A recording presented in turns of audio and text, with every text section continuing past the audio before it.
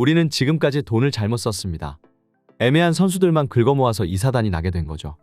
B급 선수 여러 명보다 확실한 S급 선수 한 명을 샀어야 했어요. 만약 우리가 1,500억으로 손흥민을 샀다면 이렇게 고생하고 있지는 않았을 거예요. 최근 이적 시장이 다가오고 있는 가운데 첼시의 감독으로 부임 중인 위기의 남자 포체티노가 인터뷰에서 손흥민을 언급해 큰 화제를 모으고 있습니다. 포체티노는 과거 토트넘 최고 전성기를 이끌었던 감독이고 포체티노 부임 시절 토트넘 선수단에는 에릭센과 케인, 카일 워커와 델리 알리, 손흥민과 베르통원 같은 재능들이 있었으며 이들의 이름만 둘러봐도 유럽의 모든 빅클럽들이 관심을 보였던 선수들인 만큼 프리미어 리그에서 가장 훌륭한 스쿼드를 만들어냈었는데요. 포체티노는 토트넘을 유럽 챔피언스 리그 결승전에 진출시키는 쾌거를 이루어냈고 비록 결승전에서 리버풀에게 패배하고야 말았으나 이 시기 토트넘은 유럽에서 가장 강력한 팀들 중 하나였습니다. 특히 손흥민 입장에서도 포체티노는 자신의 은사와 다름이 없었는데요. 지금은 상상도 하지 못할 일이지만 토트넘 입단 첫 시즌 때만 하여도 손흥민을 향한 세간의 평가는 좋지 못했습니다.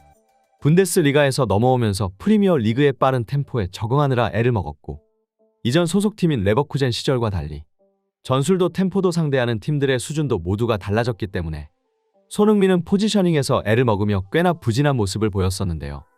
그때마다 토트넘 팬들은 손흥민을 비판했으나 포체티노만큼은 손흥민의 재능을 전적을 신뢰하고 있었습니다. 포체티노는 손흥민을 시즌 내내 꾸준히 믿고 기용했으며 계속해서 출전 기회를 받은 손흥민은 감독의 은혜에 보답하여 그 다음 시즌부터 리그를 폭격하기 시작했고 마침내 유럽 최고의 월드 클래스까지 성장할 수 있었던 건데요. 포체티노가 팀을 떠나는 마지막 순간까지 이 둘은 좋은 관계를 유지했으며 그 뒤로 많은 감독들이 토트넘에서 실패만을 거듭하자 토트넘 팬들은 포체티노가 이끌었던 그 시절을 그리워하고는 했습니다. 그런 점에서 보았을 때 포체티노가 토트넘의 라이벌 클럽인 첼시로 향한 것은 팬들 입장에서는 배신처럼 느껴질 수도 있는 대형 사건이었는데요. 첼시는 역사적으로 토트넘과 라이벌 관계를 형성해왔으며 특히 첼시는 항상 무관으로 토트넘을 조롱하고 다녔으니 이둘의 사이가 좋을 리가 없는 것은 불보듯 뻔한 일입니다. 그렇기 때문에 토트넘 최고의 레전드 감독이 라이벌 팀에 부임한다는 것은 팬들에게는 큰 실망감으로 다가왔는데요. 그렇게 한때는 포체티노를 향한 감정이 썩 좋지만은 않은 현지 팬들이었으나 이제 포체티노와 첼시는 안중에도 없는 상황입니다.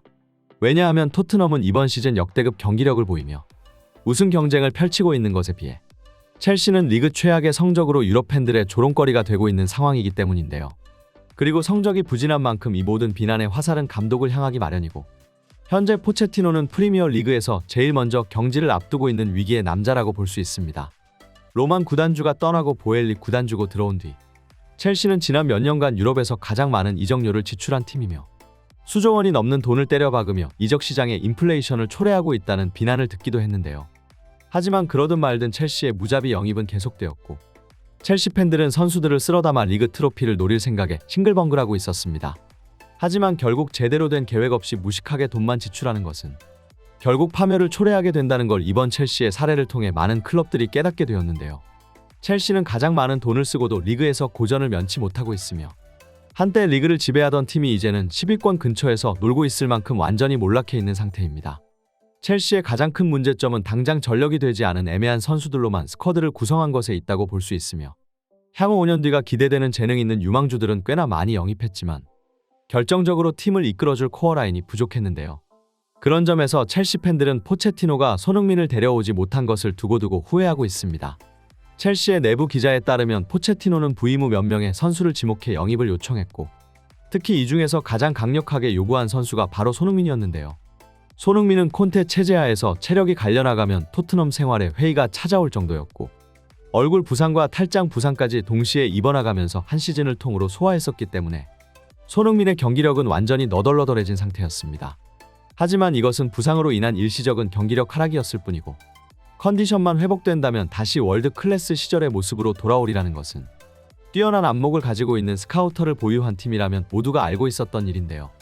결국 토트넘이 리그 8위라는 성적으로 챔스는커녕 유로파 리그 진출마저 실패해버리고 말자 많은 클럽들은 이번에야말로 손흥민을 데려올 적기라고 판단했고 그 중에는 당연히 손흥민의 은사가 부임한 포체티노의 첼시도 끼어 있었습니다. 토트넘 팬들 입장에서는 라이벌 팀으로 향한 것도 모자라 이제는 토트넘 최고 레전드를 빼갈 생각까지 하다니 이 이적이 성사된다면 포체티노는 사실상 배신자 유다의 위치까지 떨어질 수도 있었는데요. 하지만 팀의 감독으로 부임한 시점에서 포체티노는 어쨌든 성적을 내야만 하고 첼시의 스쿼드에 고작 한두 푼 투입된 것도 아니었기 때문에 이 돈을 쓰고도 실패한다면 앞으로 포체티노의 커리어는 엄청난 내리막길을 걷게 될 터였습니다. 그렇기 때문에 포체티노는 가장 확실한 성공 카드인 손흥민 영입을 추진하고 나선 건데요. 하지만 정작 감독과 구단주가 추구하는 스쿼드의 방향이 어긋나며 손흥민의 첼시 이적은 무산되고야 말았습니다.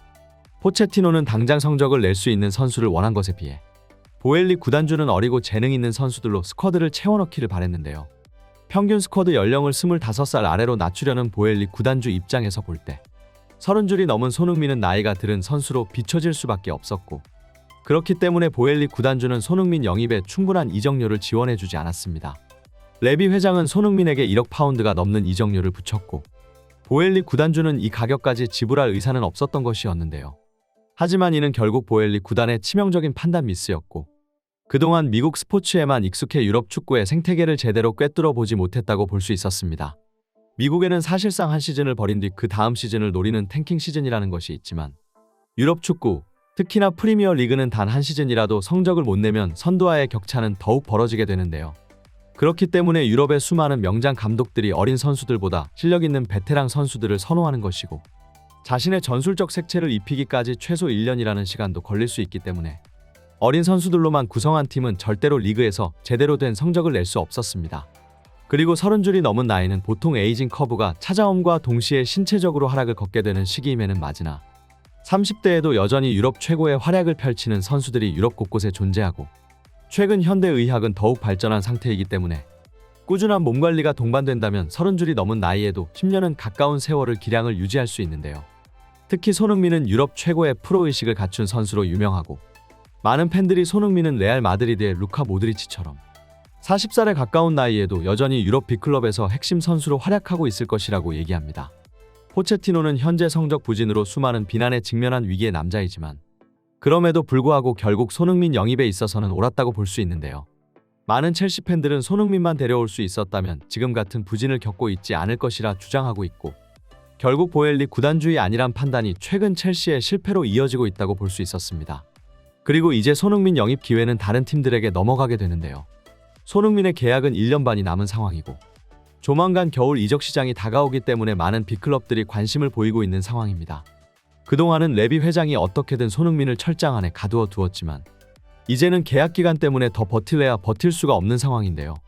그래도 손흥민이 적어도 다음 여름까지는 토트넘에 남을 것으로 내다보고 있으나 그때가 돼서도 토트넘이 트로피를 손에 넣지 못한다면 결국 토트넘은 팀 최고 레전드를 놓아줄 수밖에 없을 것 같습니다. 항상 빠른 소식을 전하는 오메가 풋볼이었습니다. 구독과 좋아요 한 번씩 눌러주시면 다음에도 더 멋진 영상으로 돌아오겠습니다. 시청해주셔서 감사드립니다.